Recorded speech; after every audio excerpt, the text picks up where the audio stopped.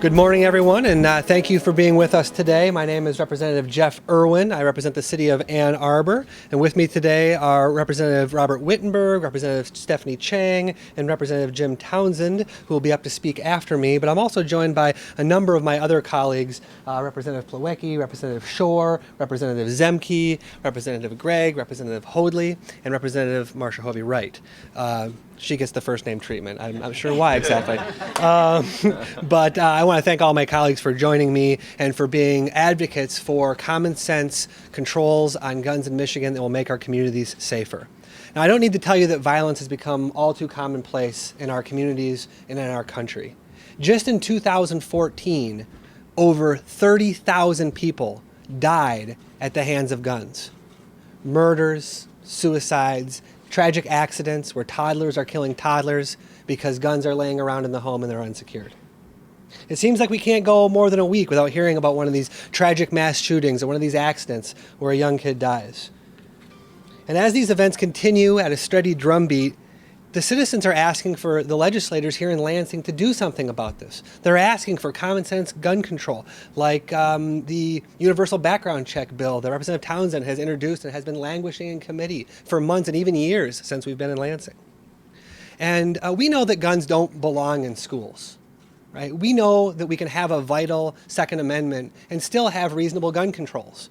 You know, back in the 30s, we outlawed automatic weapons because of the scourge of violence in our communities, because of the mass shootings as a result of Prohibition. Now we're having these same sort of problems in our schools, right? And when we have a law that says you can't yell fire in a crowded theater, do First Amendment advocates like myself stand up and say, no, we have to have an absolutely unfettered First Amendment where people can yell fire in crowded theater? No, that's ridiculous. And the gun extremists are making the same ridiculous arguments today about reasonable gun control ideas that we're proposing. And so what are we facing in Michigan right now? We're facing gun extremists who are trying to bring weapons into schools in my community. Many of you know that in the city of Ann Arbor, there's a lawsuit going on right now where some advocates of open carrying, some advocates of guns everywhere all the time have started bringing their guns into Ann Arbor schools. And they've been prevented by the schools. Now they're trying to sue to make sure that they have access to bring guns in schools. Guns don't belong in schools. We do not want to turn our schools into a Home Depot parking lot.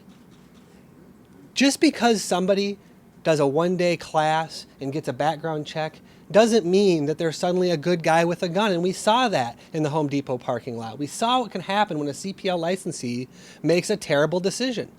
We saw it a little while ago on I-96 when a couple of good guys with a gun got into a shootout at a rest area. And we've seen it all over Michigan. We've seen it in Macomb County, where an assistant prosecutor left their gun behind in a school, loaded, unattended, for 7 hours. This is why we don't want more guns in our schools. So, a couple more points I want to make. One is, imagine what we have going on in our schools right now. And this schools issue is really, I think, front and center in the minds of folks like myself and my colleague from Ann Arbor, Representative Zemke, because our school district is being sued by these gun extremists. But think about this. If a student brings a butter knife into school to cut their apple at lunch or to spread their butter on a roll, they're going to face long-term suspension, maybe even expulsion for having a weapon in school. But if some parent or somebody who isn't even a parent wants to bring a gun, wants to carry a rifle strapped to their shoulder and walk around the school, these open carry advocates think that's okay. It makes no sense. It makes no sense. So luckily, the lawsuit against the Ann Arbor Public Schools has been dismissed. It's been dismissed because the law that prevents local governments from making gun regulations doesn't apply to school districts. Luckily, the university is fighting a similar lawsuit where these same open carry advocates want to bring guns and rifles onto the U of M campus. And hopefully those efforts on behalf of the Ann Arbor Public Schools and the University of Michigan to be able to control and provide security on their own campuses will be successful.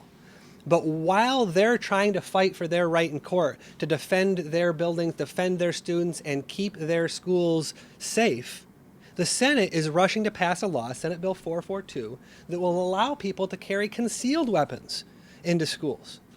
This is the same problem that we saw a couple weeks ago. We don't want Home Depot lady in our schools carrying guns, making decisions about who to shoot at and who not to shoot at. This is going to result in more innocent bystanders potentially getting hit. This is going to result in more shots being fired in schools. That's the last thing we want. That's the last thing we want. So before I turn it over to my good colleague, Representative Robert Wittenberg, I want to say one thing about the dialogue that's happening publicly about this issue. There's this argument that's being made by the open carry advocates that we can stop violence in our schools by putting good guys with guns into the schools. That's their line, good guys with guns. Well, I'm here to tell you, we do not live in a comic book fantasy world where there are good guys and bad guys. We live in a world that is more complicated and more populated by the gray zones. We live in a world where someone can get a license to carry a concealed weapon with just a short class and a background check. These people are not good guys with guns. They're all sorts of people. I'm sure many of them are fabulous folks and great upstanding members of the community. But some of these people make bad decisions, and we don't want them to be making bad decisions in our schools packing a firearm. So this isn't about how do we stop these intense and flashy elements of violence that we see in places like Sandy Hook. This is about how do we stop gun extremists from pushing their guns into our schools and creating a hazard every day that there'll be an accident or a bad decision that results in the tragic loss of a life of a child. And I certainly do not want my daughter's school to be turned into a Home Depot parking lot. So with that, I'm going to introduce my colleague, Representative Robert Wittenberg, to talk about some of the elements of our plan. Well, thank you, Rep. Irwin. My name is Robert Wittenberg, and I'm a representative from Southeast Oakland County, representing 7 different communities. I won't go into all of them. And like Rep. Irwin said, and we're going to bring these up to you today. There are some common sense solutions while still respecting your Second Amendment rights. And we're going to go over some of those and one of the ones that I have today. But I'm here because I'm tired of seeing news reports and reading stories about people losing their lives to gun violence. Too often when these events happen, we learn that the shooters had either a prior history of violence or mental health issues and were making threats to themselves or to others. When someone threatens violence, it's obvious we must take those threats seriously. However, right now, we lack the legal tools to take the weapons out of these people's hands. My proposal changes that. House Bills 4942 and 4943 create a gun violence restraining order. These bills are meant to prevent homicides and suicides by removing firearms from someone identified as being clearly troubled and susceptible of doing harm to themselves and or to others. For instance, an abusive partner who has threatened violence if their spouse leaves a relationship could be placed under a gun violence restraining order and have their weapons seized. It would also prohibit a person under such an order from buying a new firearm. As the law is now written, it's perfectly legal for someone to threaten another person, be under a restraining order, and walk into a shop and buy a new gun. That's just simply not reasonable. By passing this law, we will take a giant step forward toward protecting battered spouses. We will also protect others from people who are known to be dangerous and who have made threats to harm or to kill. Under my bills, a court would have to determine that there is reasonable cause to grant such an order. And I want to stress that there are clear guidelines built into this new statute to prevent any confiscation orders being issued without the person ever being aware. Again, we are respecting due process. These bills would function similarly to Michigan's current personal protection order process. They're modeled off of legislation that is on the books in Texas, Indiana, Connecticut, and California. And I urge my colleagues to support these bills. I want to see them signed into law by the governor before a senseless tragedy takes place here in Michigan. And so now I'd like to call up Representative Stephanie Chang, who will talk about a plan to keep weapons out of schools, libraries, and other places. Representative Chang. Thank you, Representative Wittenberg. My name is Stephanie Chang, and I represent a portion of Detroit and River Rouge and Ecorse. I'm also a new mother. My first child, a girl, was born this summer. And when I think of my child's future, I feel a mix of hope, for all that she could do and the fear that all parents share that she would ever be hurt. So when I imagine my daughter going to school, it chills me to think that she may one day be sitting in a classroom that has guns in it. This is the vision of the future that legislative Republicans are painting. In the Senate, Senate Bill 442 is being rushed through. It would allow anyone with a concealed carry permit to openly bring a weapon into school, a daycare center, bar, hospital, church, or large entertainment venue. That's the exact opposite of what we need and the opposite of what parents are asking for. That's why our bills, including House Bills 4944, 4945, and 4261, would restrict weapons at these kinds of public places. House Bills 4944 through 45 allow schools, hospitals, daycare centers, and other such places to prohibit the open carry of firearms and provides for sentencing guidelines for violations. It gives schools, hospitals, and other sensitive places the right to create their own open carry policies. House Bill 4261 would create an outright ban on the open carry of weapons in these places and adds libraries to the list of places where the open carry of weapons are prohibited. This law would give all Michiganders the assurance that people cannot simply walk into a school or daycare center with a rifle on their back. These bills do not take away anyone's right to own a firearm. It simply takes dangerous weapons out of public places where they do not belong. When my daughter is old enough to go to school, I want to know that her school is a safe place for her to be. I want that for everyone's child, which is why I urge the passage of these bills. Now I'd like to bring up Representative Jim Townsend, who has proposals that will tighten background checks.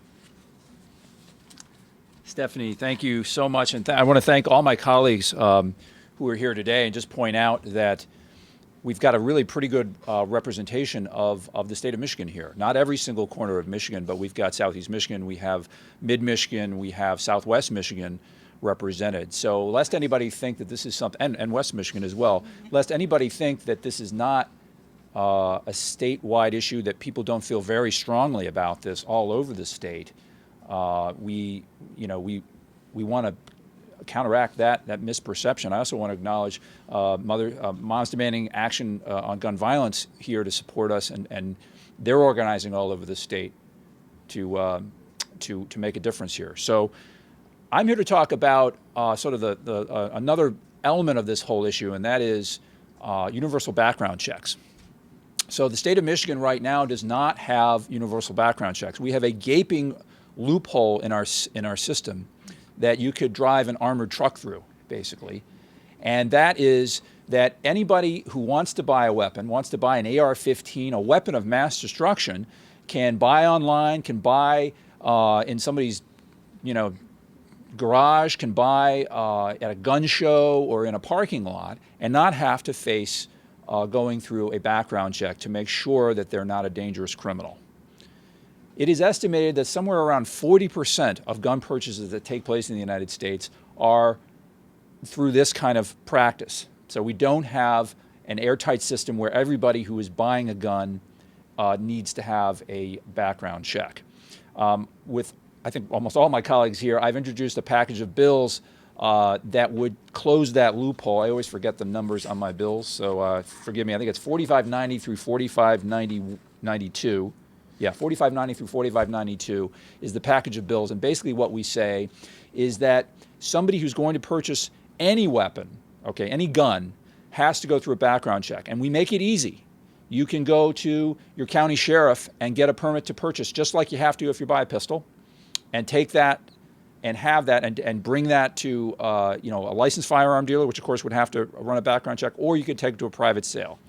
The other thing you can do if you can't make it to your sheriff is go to a licensed firearm dealer. You don't have to buy from that person, but they will run a background check for you, and that is good for 30 days. So within that 30-day period, you are cleared to legally buy any kind of gun you want from anybody you want. So for those who say this is impeding the ability of anybody to buy a gun, it doesn't change things at all. Anybody who's law-abiding citizen would have no barrier. This does not change anything for them in terms of what they have to do to buy a gun. Now, why does this matter? Well, one of the reasons this really matters is that we know that in places that have universal background checks, the incidence of gun violence is significantly lower. We also know that in states that had stronger background checks than we do and then slid back and repealed those background check laws, their incidence of gun violence went up. And one of the examples that has been brought to my attention is the state of Missouri. So the state of Missouri back in 2007 repealed their universal background check law, making it possible, basically making their state like our state, where you can buy a gun privately and avoid background checks. And I just want to touch on a few statistics that are really, really disturbing. Since that time, in the 3 years that followed that repeal of universal background checks, there was a 25% increase in firearm-caused homicides. 25% increase. Now, this isn't to say that's the only reason why there was an increase in homicides, but when you see that statistic, and then you realize that guns that were privately trafficked and used to commit violent crimes, that the incidence of those kinds of violent acts rose 96% in the years between 2007, when they repealed this law, and 2013. What we see is that states that are failing to close this loophole are making their citizens less safe. And that's really the bottom line. What we've got to do is take some common sense steps to make us all more safe, to reduce the likelihood that somebody who's dangerous can get access to a gun.